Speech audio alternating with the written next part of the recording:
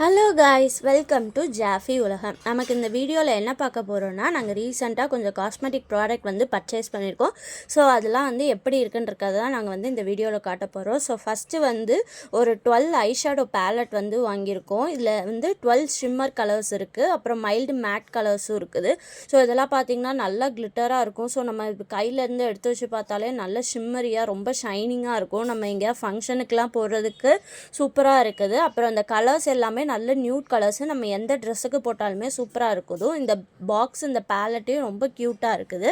அதுக்கப்புறம் நாங்கள் என்ன வாங்கியிருக்கோன்னா, இது வந்து சோட்ரூ பிராண்டில் வந்து ஸ்ட்ரோப் க்ரீம் வந்து பிங்க் ஷேட் வந்து வாங்கியிருக்கோம். இது வந்து என்ன 30 கிராம் ஷேடு.